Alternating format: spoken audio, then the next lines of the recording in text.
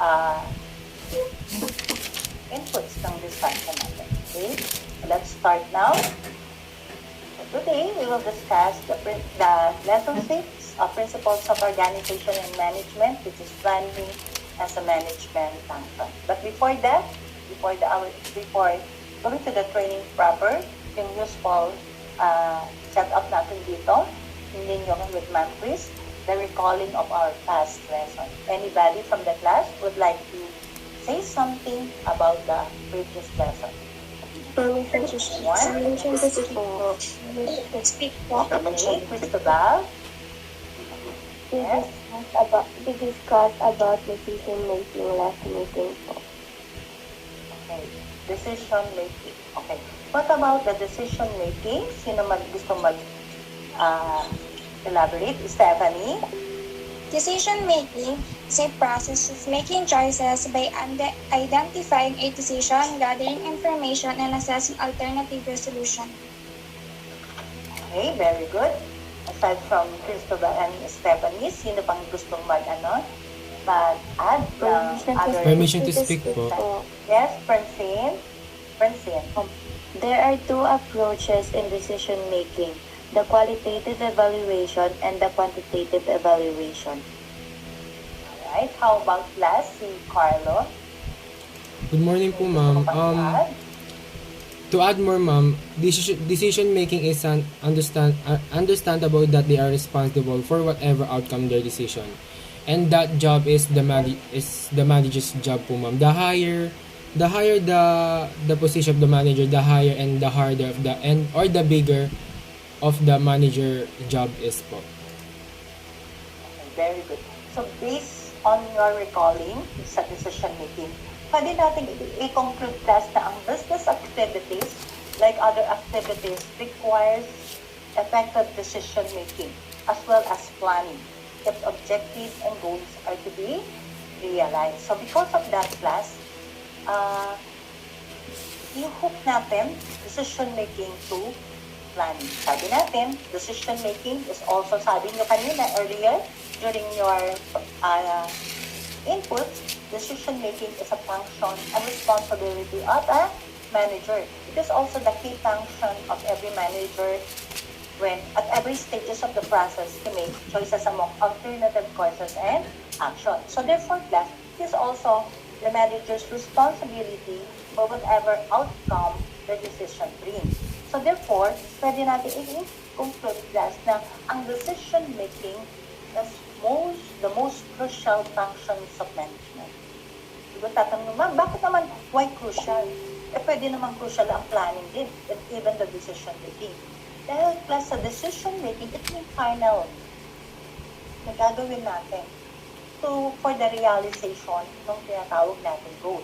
So dahil dito, nakasalalay in achieving our common organizational goal, in attaining the goals and objective of our organization. Kasi class, if ineffective yung decision making, it may result to what? Decrease of profit, liliit ang profit natin, or retrenchment, pagbabawas ng tao.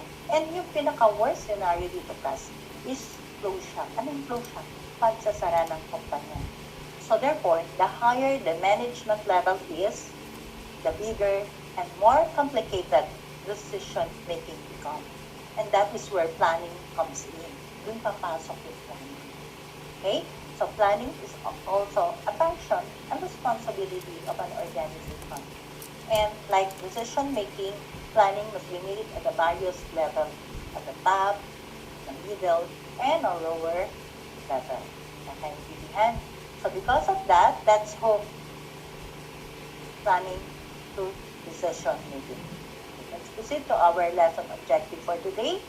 The objective of lesson 6 are to provide the learners a clear perspective of the nature of planning. Hence, the learner shall be able to define the meaning of planning.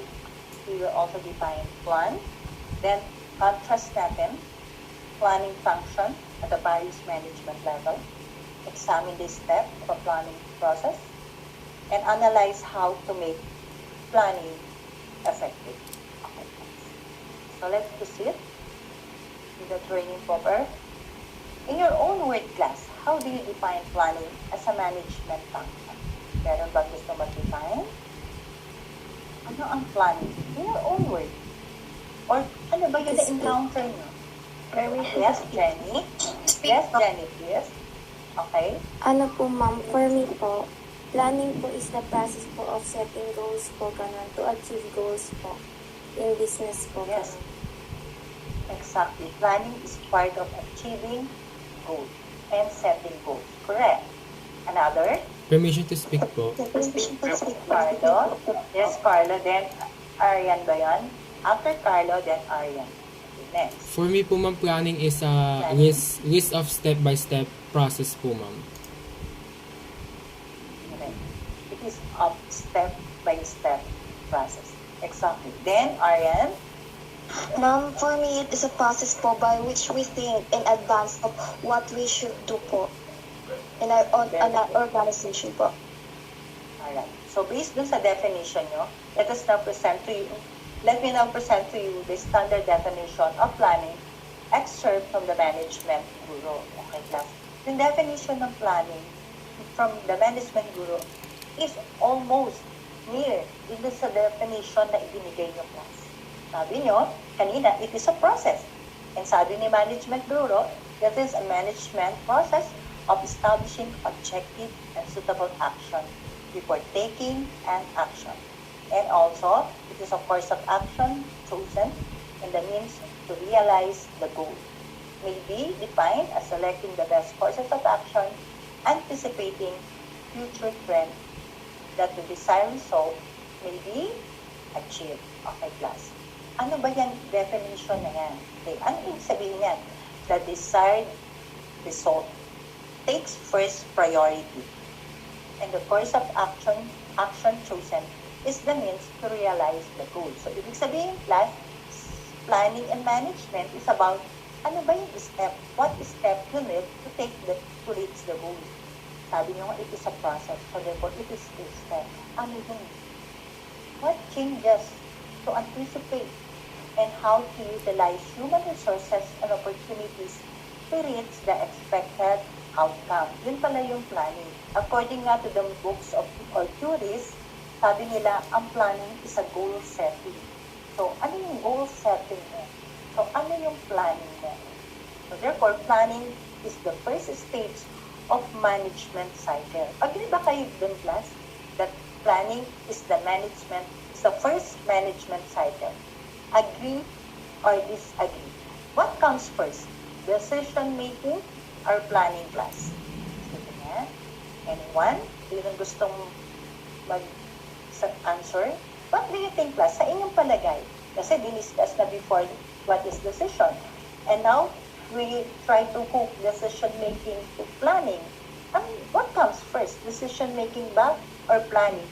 Dahil kanina sabi ko, planning is the first stage of the management cycle. But yet, si Ma'am Chris, ang una niya diniscuss is decision making. So, what comes first? Decision making or planning? Anyone? Permission to speak po. Yes, Kim? Yes, Kim. For me po, planning. Kasi you're planning to make a decision. Okay? Makes Permission to sense. speak. Tama. Diba? Yes, Hazel. For me po, decision making po muna. Tapos po, once you make your decision, you make up plan naman po. Correct din yun, di ba? So, para lang yan, klase? Chicken and egg. Sino bang nauna? Egg or chicken? Manok or itlog? Kahit class maghapon tayo mag-discuss, pilitin natin kung sino mauuna sa kanila. Wala tayong makukuhang final answer, di ba? Kasi bawat isa, meron tayong almost near answer to that. Same manner, class, ganun din ang decision making or planning. Okay? Why? Kasi all management function, like decision making, like planning, like organizing, like stocking, are interrelated. They are interrelated. Hindi lang yun. They are interconnected. Aside from interconnected, they are interconnected. And they are interlinked. Nagtatagusan sa isa. Ibig sabihin, hindi ka pwedeng mag-plan without the decision making. Hindi ka pwedeng mag-decision making without planning. Hindi ka pwedeng mag-organizing without planning and decision making. Hindi ka pwedeng mag-staffing or communicating without planning and decision making. Diba? Paano ka mag-communicate? Hindi mo pa nga napaplano or na-organize or napag-decide ano yung gusto mong i-communicate with your personnel. So therefore, they are interrelated, interconnected, and interlinked. So ibig sabihin, pwedeng mauna ang decision making, pwedeng mauna ang planning, pwedeng mauna ang planning, then decision making, depende according to your strategic planning. Okay? So therefore, the interrelationship of all management functions becomes the realization of company's goals and objectives. So yung relasyon nila, their connection, the interlink, ay siyang realization of company's goals and objectives. Any reaction? Question, plus? Okay, silent. Wala. So let's proceed to our lesson. Agree ba kayo doon? May gusto mag-react? So wala. So sabi natin, planning is undertaken. Sabi nyo, at sabi rin natin, at sabi sa book, planning is undertaken at the various management level. So let us discuss the different types of plans. Ano ba yung different types of plan with their corresponding management level? Sabi natin at the top level, the middle level, and the lower level.